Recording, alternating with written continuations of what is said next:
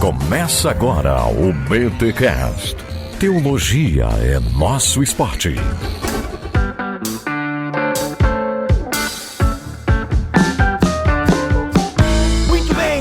Muito bem, começa mais um BTcast de número 362. Eu sou Rodrigo Bibo e você tá achando que ser pentecostal é só girar no manto? Ah, você tá errado, meu querido e minha querida. Fica com a gente neste BTcast porque nós vamos apresentar para vocês hoje um novo projeto que tá surgindo aí e, é claro, vamos também falar sobre hermenêutica pentecostal. Você já viu no título deste episódio, você vai entender o que isso quer dizer e, cara... E mina, se liga porque tem muita vida inteligente dentro do pentecostalismo e você precisa conhecer antes de ouvir esses irmãozinhos aí na internet que ficam difamando o movimento pentecostal. Eles não sabem de nada, inocente. Então fica com a gente aqui e vem porque o BTcast dessa semana promete. Ah, mas antes, os recados paroquiais, é claro.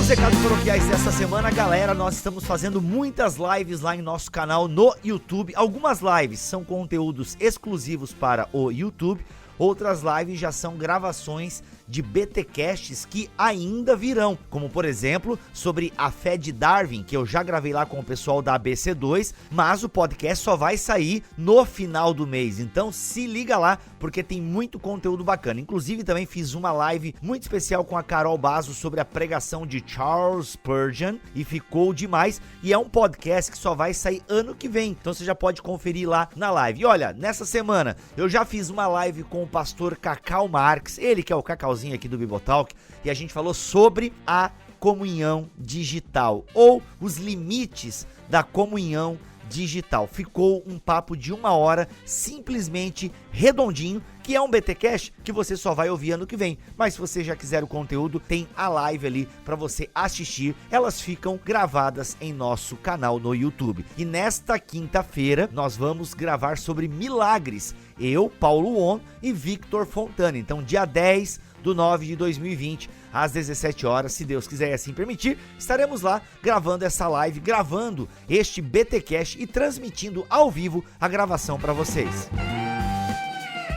E quero continuar incentivando vocês a comprarem na Amazon pelo link do Bibotalk, bibotalk.com/Amazon, tudo minúsculo. Você entrando na Amazon por este link ou clicando no banner que está lá na home do Bibotalk, ou clicar em qualquer link aí da Amazon que a gente já divulgou em nossas redes sociais, você muito nos ajuda. Galera, desde dezembro do ano passado, as comissões da Amazon têm sido rendimento importante aqui para o Bibotalk. Então, se você gosta de nós e não quer se tornar um mantenedor fixo, pelo menos compre na Amazon pelo nosso link. E se você gosta muito da gente e tem condições financeiras, torne-se um mantenedor mensal. Você tem PicPay, Nubank, Caixa Econômica, Bradesco e PagSeguro. São formas de você abençoar o nosso ministério. Lembrando que ser um mantenedor do Bibotalk tem aquele gostinho de saber que você faz parte desse ministério que abençoa milhares de pessoas todos os meses. Você também tem sorteios de livros quase toda semana, você tem conteúdo exclusivo como BTcast M, às vezes rola um estudo bíblico, devocionais a gente não faz aí tem umas 2 ou 3 semanas, até porque a gente começou essa parada de lives, mas os mantenedores entenderam, deram uma força, mas daqui a pouco as devocionais mensais, elas também vão voltar, mensais não, devocionais semanais irão voltar aqui para os mantenedores. Enfim, galera, mas o principal mesmo é saber que você ajuda a manter esse ministério. Então, a partir de R$10 você pode se tornar um mantenedor. Bibo, tem que ser R$10? Meu amigo, tem um mantenedor de 100, tem de mais de 100, tem de 50, tem de 70, tem de 25. O importante é, bem, quanto que eu posso tirar do meu rendimento sem prejudicar a minha família e sem prejudicar a minha igreja local? Ah, eu posso doar tanto. Ok, seja muito bem-vindo à família Bibotalk. Tá bom, gente? Comprar na Amazon, tornar-se um mantenedor, são formas de ajudar esse ministério a continuar. E agora, olha só, outra forma de você nos ajudar é comprar os livros que nós apoiamos aqui, que nós fazemos em parceria. Então, quando você compra os outros da Bíblia, agora vai sair o livro do Paulo On em outubro, e esse BTcast marca uma estreia de um livro que já vai sair em novembro. Também tem um pouquinho a mão do Bibotalk ali, é um projeto que meio que já chegou pronto nas nossas mãos e a gente abraçou e tá dando essa força aí pro Gutierrez e o Kenner Terra, que estarão aqui neste BTcast que você vai ouvir. Se liga na temática e mês que vem já vai sair um outro episódio para você entender bem a proposta do livro, que eu tenho certeza que você vai querer ter na sua biblioteca também. Beleza, gente? É isso. Deus abençoe todos nós. Vamos para mais um episódio aqui do BTcast, o seu podcast semanal de teologia e Bíblia.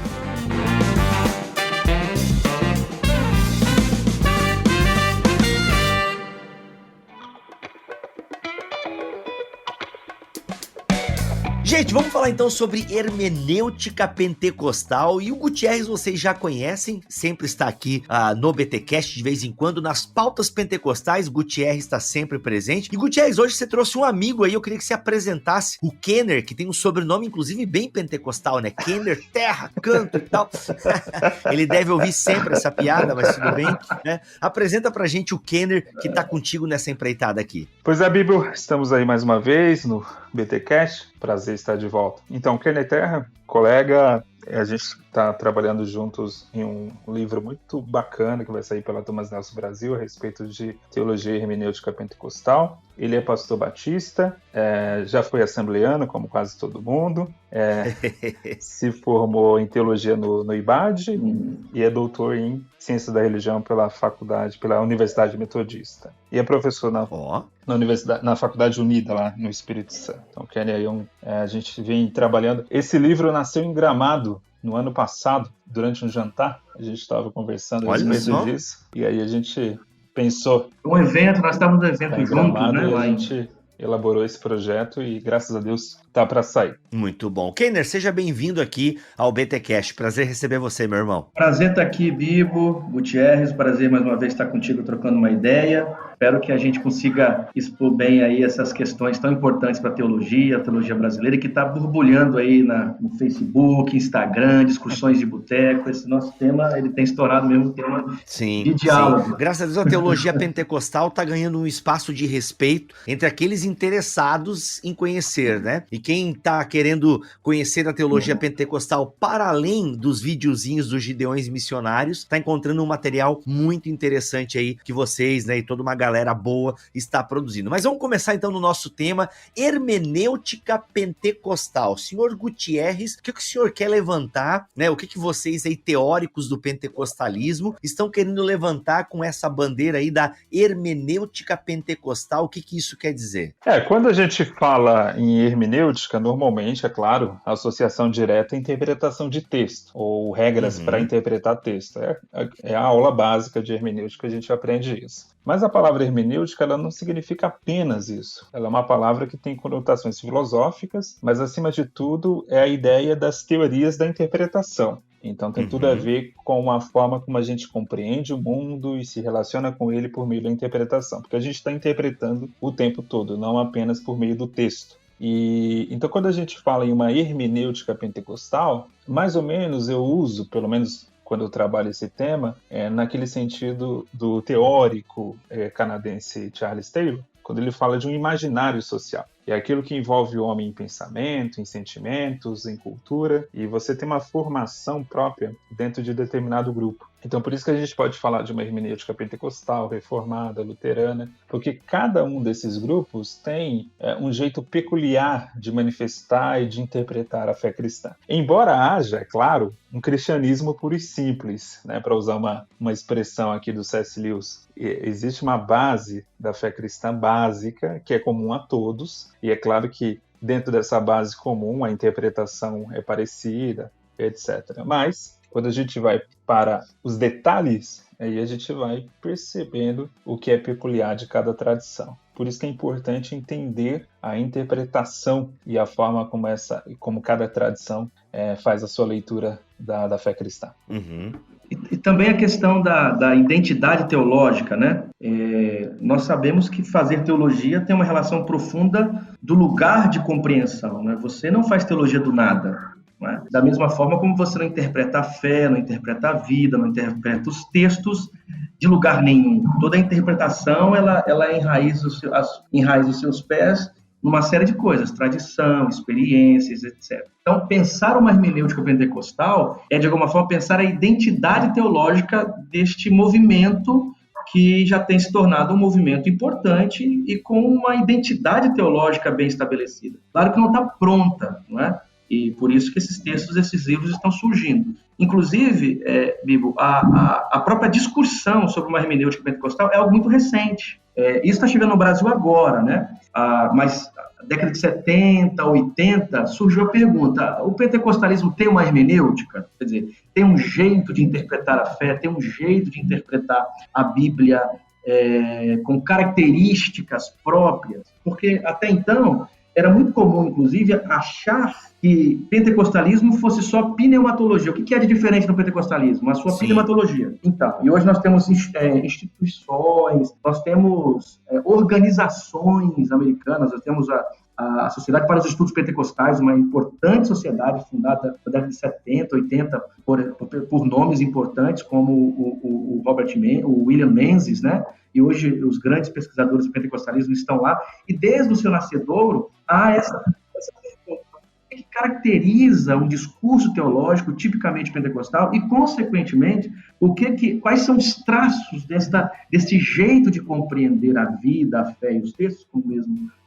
o Gutierrez explicou, e servem para criar uma fronteira dessa identidade teológica hermenêutica do pentecostalismo. Tá, gente, legal, mas não existe uma única forma de ler. A Bíblia não é a Bíblia, né? Eu entendi que vocês querem falar que o reformado, vocês estão dizendo, né, que o reformado tem um jeito de ler a Bíblia, o luterano, consequentemente, vai ler de outro jeito. Como é que a gente se acha no meio dessa bagunça, então? Porque isso parece ficar meio bagunçado. O católico aqui, ele vai nos acusar de bagunça protestante mesmo. Como é que a gente alinha isso? Tá? Uma hermenêutica pentecostal é porque o pentecostal ele lê de forma diferente? Como é que é isso? Eu quero ficar bem claro isso para a nossa audiência. Porque, assim, quando a gente fala de hermenêutica, nós estamos tratando de uma disciplina que ela acaba alcançando, por exemplo, a história da interpretação, os pressupostos do interpretar, como um texto é interpretado, quais são os limites da interpretação. E isso é uma discussão epistemológica também, ou seja, como conhecer, quais os caminhos do conhecimento, etc. Quando você considera a origem do pentecostalismo, não é? E como o pentecostalismo lê o texto bíblico, como o pentecostalismo interpreta a fé, a forma como faz isso, os pressupostos para isso, né, tem alguns traços identitários próprios do pentecostalismo. Da mesma maneira, a tradição reformada, da mesma forma, a hermenêutica patrística, da mesma maneira como os métodos que surgem na modernidade como método histórico crítico. Quer dizer, estes métodos, essas perspectivas interpretativas, primeiro, são filhos do seu tempo. Então, carregam um conjunto de pressupostos, de compreensões, de epistemologias, entende? O pentecostalismo, por sua vez, também é filho do seu tempo e acaba tendo traços que são próprios do pentecostalismo, do jeito pentecostal. Então, até um exemplo bem prático a respeito disso, quando a gente imagina que a tradição pentecostal, por exemplo, valoriza muito a questão do sobrenatural. Eu sei que essa palavra não é bem vista por muitos teólogos, mas vamos aqui usar porque é comum a todo mundo. Ou supranatural. No pentecostalismo há muito dessa ideia de que você precisa ter um senso de Deus, não só muito presente, mas até meio palpável. Né? Você precisa dessa experiência, desse choque na relação com Deus. E isso muda a forma como a gente vê as coisas. Por exemplo, a partir do momento que eu tenho essa visão, eu vou evitar, naturalmente, ter uma mentalidade mais racionalista, aquela que acha que tudo se explica meramente pela razão. Veja que a forma como o pentecostal interpreta a sua religiosidade a partir da Bíblia faz com que ele também tenha uma postura filosófica, ainda que ele não reconheça isso, ainda que ele não tenha isso muito claramente em sua mente. Né? Isso faz dele naturalmente um antirracionalista. Não um emocionalista, não um subjetivista, mas ele não vai abraçar o culto à razão pela sua própria estrutura da sua espiritualidade. Né? Então é nesse sentido. Mas volto a repetir, Bibo, isso não quer dizer dizer que nós estamos inventando uma nova hermenêutica, no sentido de que todo mundo deve se render a ela e que ela é o novo paradigma de interpretação. Não, é claro que não. Qualquer pessoa, quando vai interpretar um texto, e aí quando a gente fala da hermenêutica enquanto ferramenta, é claro que a gente vai usar a análise do contexto, o texto original, a gente vai fazer comparação histórica, tudo isso. Tudo isso tem que ser feito e precisa continuar. Isso é a hermenêutica mais básica, né? E precisa ser trabalhado. A gente não está discutindo esse núcleo da hermenêutica. O que a gente está discutindo é a hermenêutica enquanto interpretação geral, enquanto teoria do conhecimento, inclusive. Então é nesse sentido que cada grupo, como o Kenny muito bem falou, é filho do seu tempo, vai ter determinadas ênfases do que outros grupos. Por exemplo, quando a gente vê a questão lá da Reforma Protestante, naquele momento, devido a todo o contexto, a Reforma Protestante só foi possível porque antes houve o Renascimento. Seria muito difícil ter surgido a Reforma Protestante sem antes aquele arcabouço do próprio Renascimento. Então, assim, até mesmo a Reforma Protestante é filha do seu tempo, porque teve outros processos históricos que permitiram que a Reforma surgisse. A gente sabe que teve a operação de Deus, tudo isso é claro. Mas pensando aqui do ponto de vista humano, não existe nada na história do cristianismo que não reflita, em algum momento, as preocupações do seu tempo. Então é isso que a hermenêutica pentecostal vai chamar a atenção, porque os pentecostais têm essa leitura que pode ser interessante para qualquer grupo cristão. A gente está aqui propondo um diálogo, uma melhora na forma como os cristãos, de maneira geral, podem enxergar o mundo. Né? Será que os pentecostais não têm nada a contribuir na forma de se pensar? Creio que sim. O pentecostalismo não se resume apenas a uma prática evangelística, embora seja importante, é claro. Não se resume a uma liturgia, né? Mas também é uma forma de pensar. E outra coisa também aqui, Bibo, em relação à Bíblia, né? Quer dizer, a Bíblia, ela é um texto, ela tem enquanto o texto tem estratégias, tem aberturas, tem estruturas que são interpretadas, acessadas a partir de uma série de pressupostos estabelecidos historicamente e a partir de tradições interpretativas. Então, pensar uma hermenêutica é cair no erro de chegarmos à conclusão que um tipo de olhar no texto garante esgotá-lo. Então, por isso que nós podemos falar em hermenêuticas. Não existe o texto é sagrado, mas as ferramentas, os caminhos utilizados para o acesso do texto, essas coisas todas são humanas, historicamente estabelecidas. E esses múltiplos olhares vão apontando para possíveis tratos hermenêuticos, entendeu? Quer dizer, quando você percebe o surgimento do movimento pentecostal, a maneira como essas primeiras comunidades liam, as coisas que percebiam, não há uma discussão ali que tipo de hermenêutica é aquela, não é? Simplesmente o texto é lido, é consumido. E nós vamos falar sobre isso aqui na caminhada, né? A experiência, o lugar da experiência nesse processo de interpretação do texto. Depois disso que o pessoal começa a teorizar. Que hermenêutica é essa? Que interpretação é essa que os pentecostais fazem? A partir daí que você vai tentando apontar limites que caracterizam este jeito pentecostal de ler a Bíblia. Então a minha pergunta é, que jeito pentecostal é esse de ler a Bíblia? Eis aí a questão.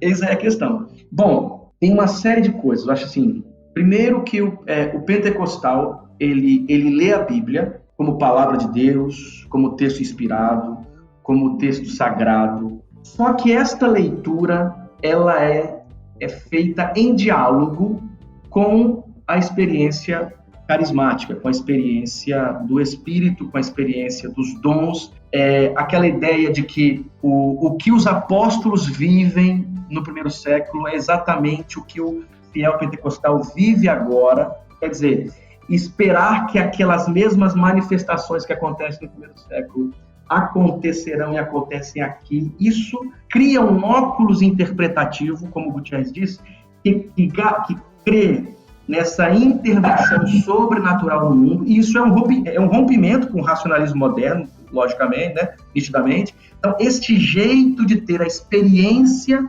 carismática, não é qualquer experiência, como alguns costumam acusar, não é qualquer experiência, mas essa experiência carismática, essa experiência das manifestações sobrenaturais, marcadas por dons. Este lugar é o que faz com que o pentecostal leia o texto bíblico e se encontre nele, perceba nas experiências dos apóstolos a sua própria experiência e, a partir daí, consome, aplica e vivencia o texto bíblico. Então, uma das coisas que eu acredito que caracteriza esse olhar pentecostal no texto é esse lugar da experiência carismática. Esse é um ponto. Um exemplo bem interessante disso, se você pega, no começo do século XX, grandes estudiosos de missiologia, tinha um debate lá no começo do século XX, o seguinte: será que Paulo é um modelo de missionário? Por quê? Porque Paulo, segundo o relato bíblico, em vários momentos usou do milagre, né, nas suas pregações e na sua expansão evangélica, né, na sua expansão missionária. Então, seria Paulo um modelo de missionário para o cristão do século XX, né, do século dessa era moderna, etc. Você vê que esse tipo de pergunta jamais seria colocada em um ambiente pentecostal. Por quê?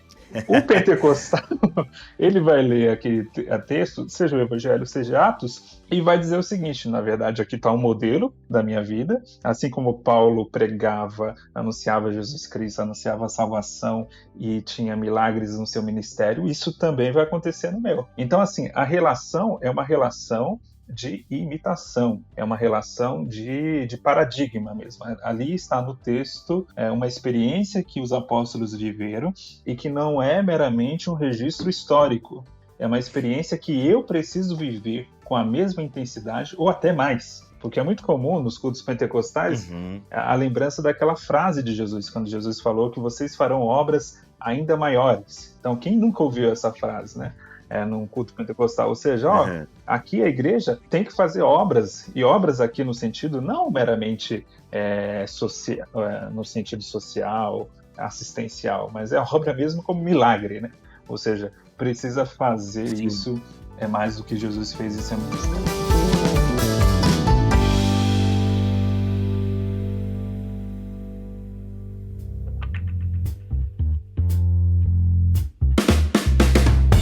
É inegável que quando a gente lê os relatos bíblicos, principalmente no início da igreja, ou lê Atos, a gente vê Paulo cheio de sabedoria, dialogando em Atos capítulo 17, e em Atos capítulo 19 fazendo milagres, né, digamos, ou Deus fazendo milagres por meio da vida dele. E realmente, quando eu li esse texto até esses tempos, e falo, caraca, mano, e aí, será que não era mesmo só para aquele tempo, né, por causa do anúncio da igreja? A gente às vezes pensa isso porque, como não acontece muito no ministério da gente, né, e a culpa não é de Deus, a culpa é da gente, mas a gente fica às vezes saindo com essas, assim, né, pô, será que não era só mesmo pro avanço do cristianismo, esses sinais e maravilhas, né? Será que hoje em dia a gente não tem que só catequizar a galera e tudo certo? E o pentecostal não tem essa barreira, né? O pentecostal, ele tá ali na Bíblia, cara, isso aqui é pra minha vida também.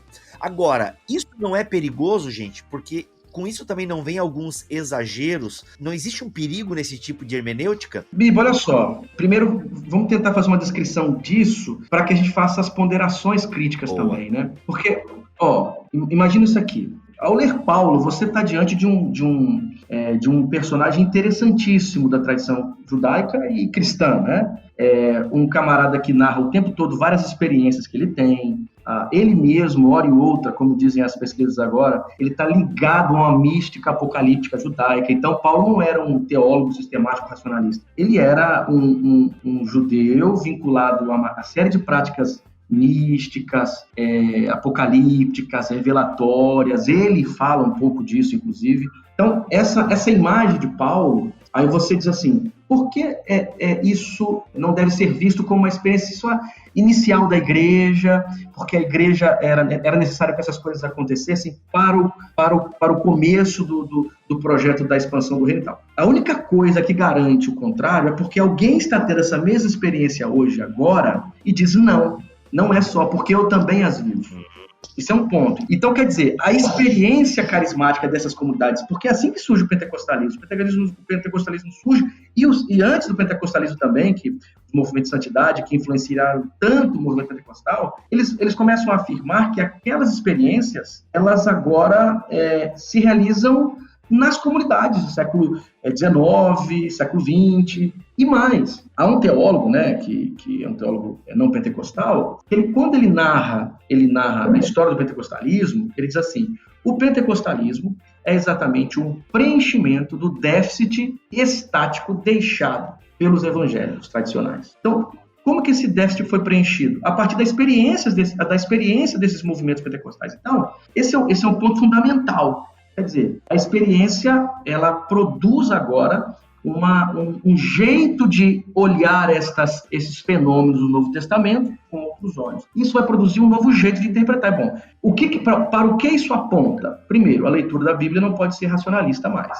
Os métodos não dão conta. Então, nós temos que pensar outros caminhos metodológicos que deem conta deste dado da experiência no contato com o texto. Aí, a partir desta compreensão, Bibo, é que nós podemos começar as críticas. Quais e como os exageros surgem? Por quê? O que é possível evitar a partir deste pressuposto? Os exageros, os perigos, os movimentos que mais atrapalham e que tornam a prática, por vezes, bestiais e estranhas. Mas este pressuposto hermenêutico, podemos dizer assim, este horizonte interpretativo, a partir do momento que eu compreendo ele, agora eu faço as críticas e tento criar os claustros e os limites necessários. Quando a gente fala em uma leitura pentecostal, que é bem peculiar e interessante a todos, a gente realmente não quer dizer que ela não tenha potenciais problemas. Até porque é da própria natureza humana sempre causar algum tipo de distorção sobre qualquer coisa boa. Né? A gente já aprendeu com a serpente, né, mano? A gente já faz essa distorção lá desde o Éden. Uma boa imagem que o C.S. Lewis dá é que muitas vezes a gente está caindo do lado direito do cavalo e a gente tem uma reação, né? Puxa, eu tô caindo do lado direito, aí vai e cai do lado esquerdo, né? Porque é essa tendência ao exagero o tempo todo. Então, é claro, há no pentecostalismo quem reaja, mesmo que de modo inconsciente, ao ambiente racionalista, hermético, que tem uma relação apenas de estudo com Deus, né, como se Deus fosse um boneco a ser dissecado. E aí vai para um outro extremo, totalmente subjetivista, onde o profeta passa a ser, né, aquela grande referência da comunidade. E aí a gente conhece mil histórias. Inclusive, assim, se a gente olha a história do cristianismo, o movimento pentecostal não é o primeiro movimento carismático que surge, que desponta com grande poder, com grande impacto. Mas o grande problema dos outros movimentos carismáticos na história, a começar do montanismo,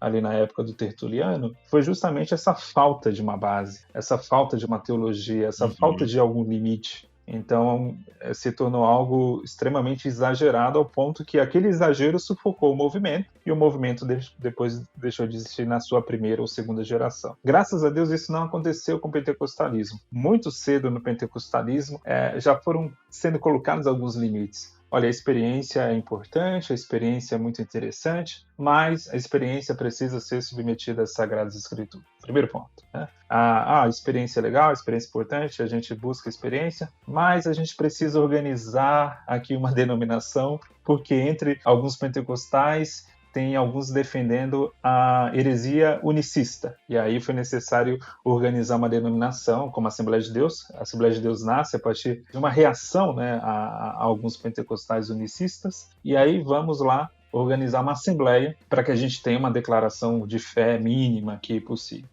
Então, assim, naturalmente essas coisas foram acontecendo no pentecostalismo ali no século XX e foi estabelecendo um limite. Nem eu, nem o Kenner, nem ninguém que trabalha esse tema aqui estamos chancelando qualquer tipo de experiência, como que qualquer experiência é válida, qualquer experiência é digna de aceitação. Claro que não, óbvio que não. Né? Mas, como pentecostais, nós vamos dar sim grande valor à experiência, porque está na própria Bíblia. É importante a gente destacar isso. O Kenner citou esse lado místico do apóstolo Paulo.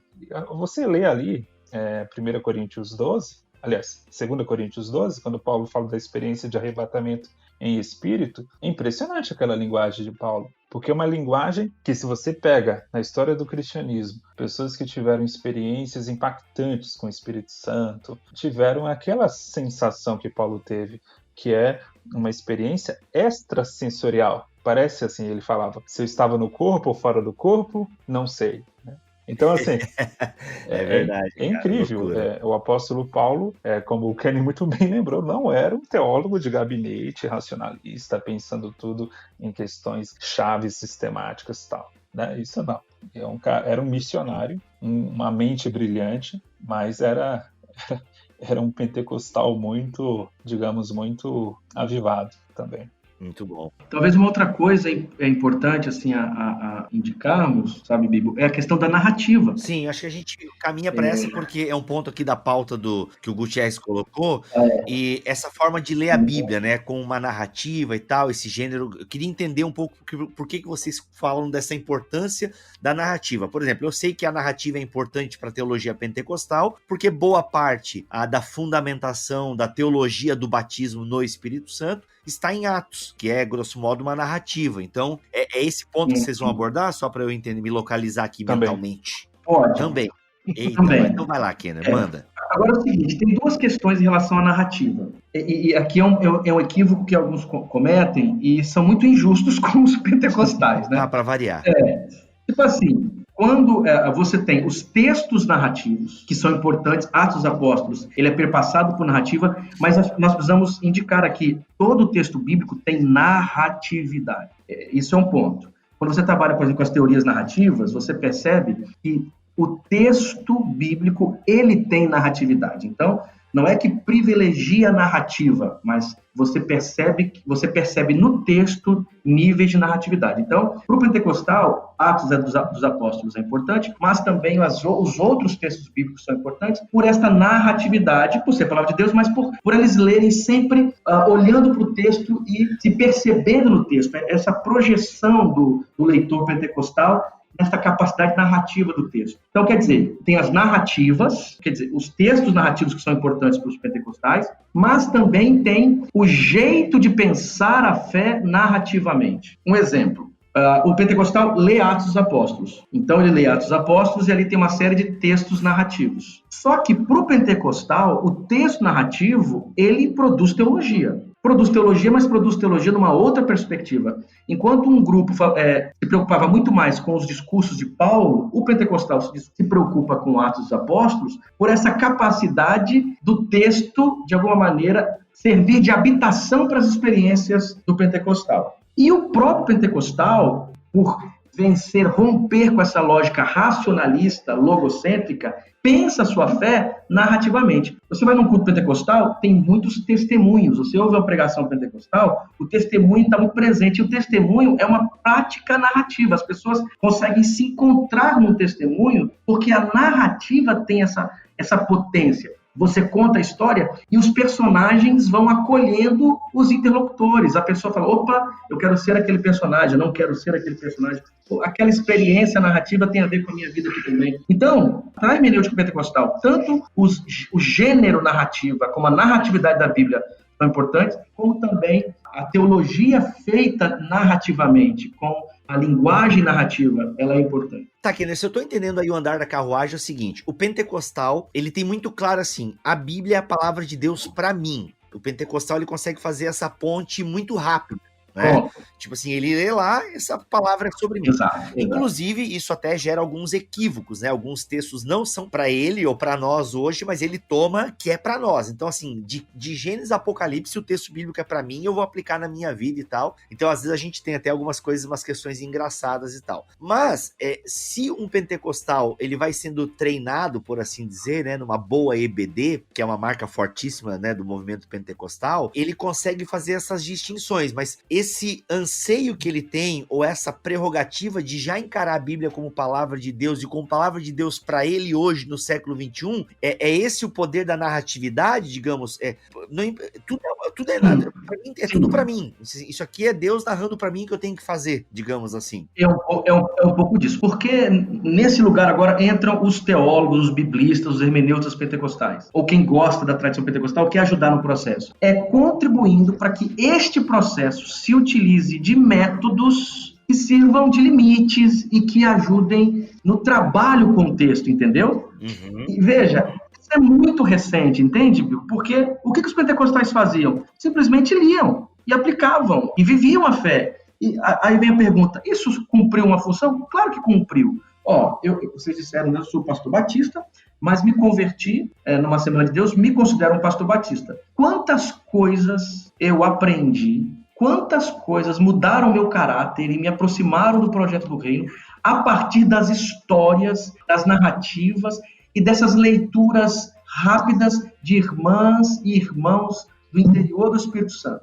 Você está entendendo? Quer dizer, para que serve agora a teologia pentecostal? Para que serve agora a hermenêutica pentecostal? Para anular isso? Não, para entender como isso funciona e, uma vez entendendo como isso funciona, ajudar no processo para que este caminho seja mais claro, seja mais equilibrado, seja mais maduro, essa hermenêutica seja mais ciente de si e dos riscos também desse processo. Então, quer dizer, esta pulsão da leitura viva das Escrituras, ela é talvez uma das maiores contribuições da tradição pentecostal, como também pode se tornar um dos maiores pecados.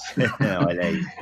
Entende aqui? Por isso a necessidade de textos, de discussões sobre hermenêutica e tal. E a grande pergunta é, a partir disso, a partir deste horizonte, dessa compreensão, dessa leitura respeitosa e que considera isso como tendo lugar na tradição protestante brasileira, quais seriam os melhores métodos, entende? Quais seriam as melhores ferramentas para considerarem essa experiência, essa leitura narrativa e, ao mesmo tempo, servirem de limites para criar maturidade, para que as comunidades não percam a sua identidade, mas, ao mesmo tempo, não caiam no outro extremo. Pois eu até faria uma provocação a quem critica esse lado testemunhal do pentecostalismo, essa ligação tão narrativa que ele tem, que aí seria necessário também criticar Jesus. Jesus o tempo todo ele está criando teologia e está revolucionando, de alguma forma, vários pensamentos judaicos que eram tão arraigados por meio de parábolas, né? Então, assim,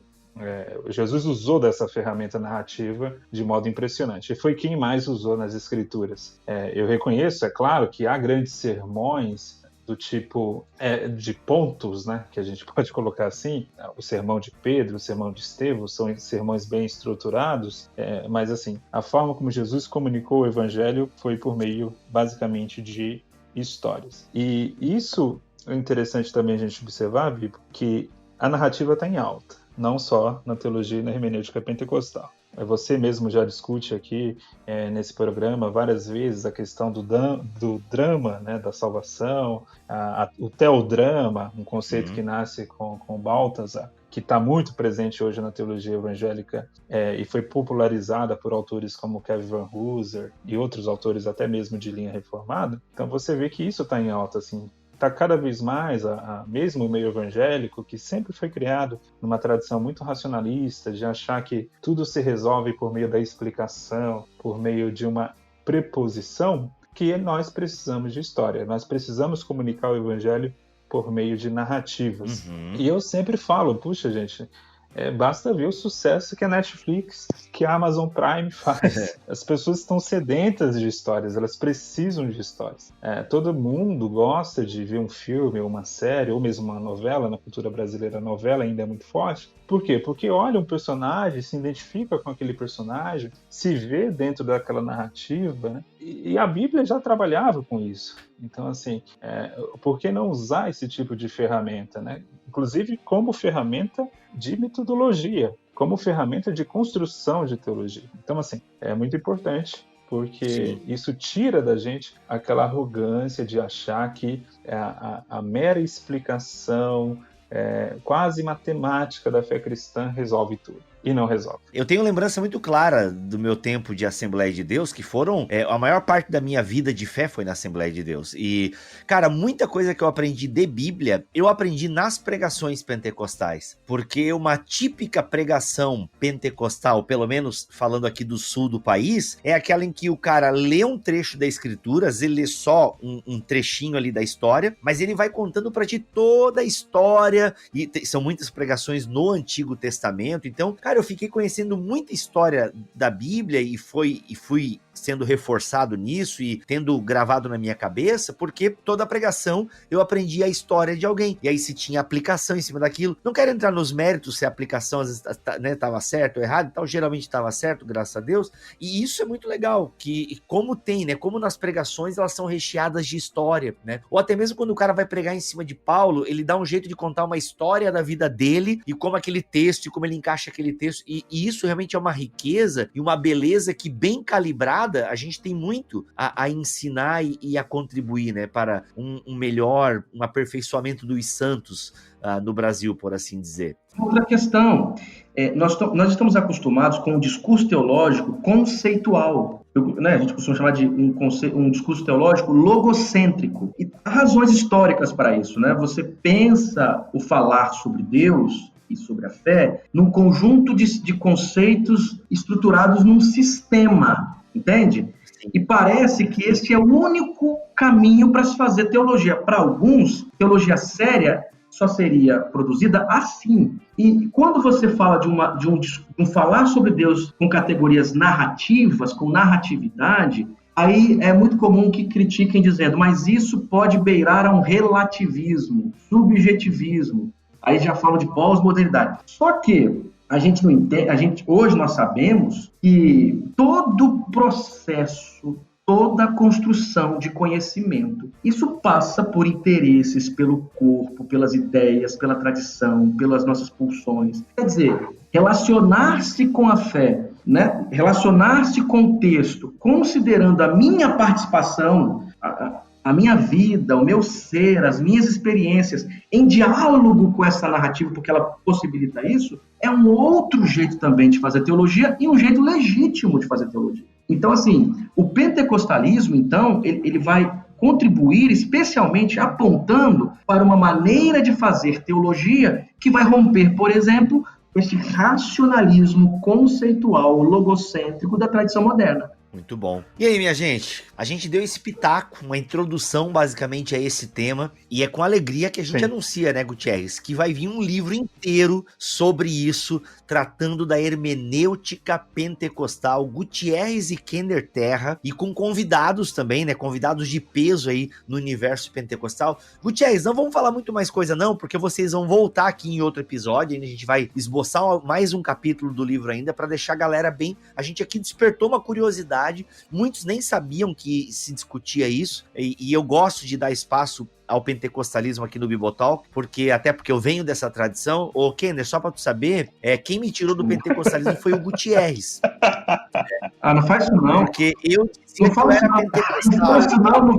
Não fala isso não, que o pessoal vai cair em cima do Gutierrez, cara. Não, mas isso foi ao vivo num podcast ali, cara. Eu sou carismático, eu não sou mais pentecostal, então beleza. Mas tá na família. Eu tô ali na turma carismática da família pentecostal, isso aqui é importante. Família. Olha aí, isso que importa. É um dos continuistas. Isso, estamos ali, estamos juntos aqui nós, né? Então, assim, eu acho muito legal porque eu vejo muita injustiça, né? Vejo muita injustiça aí por meio de alguns grupos religiosos em torno dos pentecostais. E é muito legal porque às vezes que o Gutierrez já apareceu aqui no BTcast, às vezes com alguns convidados, a galera sempre abre uns horizontes e entende, pô, eu nunca tinha parado pra pensar, eu achei que o pentecostal era só assim. Porque às vezes ele julga por meio da igreja que tem lá no bairro dele e tal, né? Por um pastor ou um obreiro que ele conheceu que é meio doido, aquela coisa toda que a gente sabe que tem no nosso meio, né? Mas eu gosto de falar assim, galera, o movimento tá em movimento, entendeu? O movimento é movimento. Então... é muito bom ouvir e isso nos ajuda agora também, isso abre um espaço para que a gente fale algumas coisas. Pra você ter ideia, aqui o nosso curso tem um mestrado em Ciências da Religião, eu fiz a minha pós-graduação em São Paulo. Esses cursos estão lotados de pentecostais. Eu tenho orientado aqui vários alunos pentecostais. Você entra nesses programas de pós-graduação no Brasil, tem muitos pentecostais, pastores pentecostais, estudando pentecostalismo, estudando fenômeno religioso, estudando teologia, com muita seriedade. Então, assim, é importante que as pessoas saibam disso para que o próprio protestantismo no Brasil ganhe, porque essa contribuição da teologia pentecostal é fundamental para pensarmos a fé aqui no nosso país, entende? Não dá para falar de teologia no Brasil se não passar pelos pentecostais. Sim. Hoje nós somos pentecostais representam aí a grande parcela dos evangélicos brasileiros. Isso sem contar os carismáticos. Então, pra você ter ideia, nós não conhecemos nem a nossa história direito. Eu sou amigo, o cara tá sempre com a gente, falando... O cara da Academia Brasileira de Letras, Carlos Nejar. Sempre gosto de falar dele para que o povo entenda em que nível está o pentecostalismo no Brasil. Carlos Nejar é da Academia Brasileira de Letras, já concorreu 2 anos consecutivos ao Prêmio Nobel de Literatura, lido por Saramago, respeitado por João Cabral de Melo Neto. E esse cara é um pastor pentecostal. Olha aí. Entende? Então, ele tem um livro chamado Os Viventes, Bíblia, que é uma releitura pentecostal da Bíblia, e ganhou uma série de prêmios literários no mundo inteiro. Esse texto foi publicado até em sueco. Só que, por conta desse estigma em torno do pentecostalismo, figuras como Carlos Nejar e tantos outros são desconhecidas. Muito bom. Gente, é isso. Então aguarde que, em breve, Gutierre Siqueira e Kenner Terra Manto...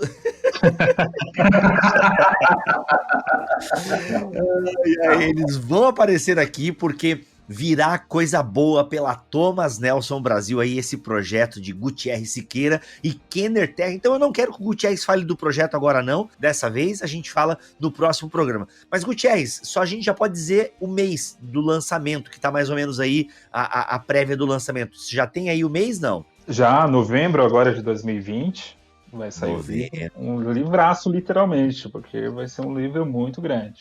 É verdade, cara. Eu tô com o teu PDF aqui e, mano, se no PDF já passou de 200 páginas, a gente vai ter um livro aí de 400 no mínimo, né? Pelo menos isso. Segura. E eu fico feliz que vai ficar com aquela qualidade de Thomas Nelson, né? A gente tem lançado alguns projetos com a Thomas Nelson, estamos muito felizes com tudo que vem por aí, então aguarde que em breve mais hermenêutica pentecostal aqui no BT Cash. Obrigado, Kenner, pela tua presença aqui. Prazer, um grande prazer, foi uma honra, foi um momento muito agradável, passou rapidinho o tempo, é sempre bom quando sentamos à mesa para conversar sobre esses temas. Muito bom. Gutierrez, obrigado pela tua presença aqui, irmão. Obrigado você, Bibo. É um prazer sempre estar aqui no Bibotalk. É nóis. Voltamos na semana que vem, se Deus quiser e assim permitir. Fiquem todos na paz do Senhor Jesus.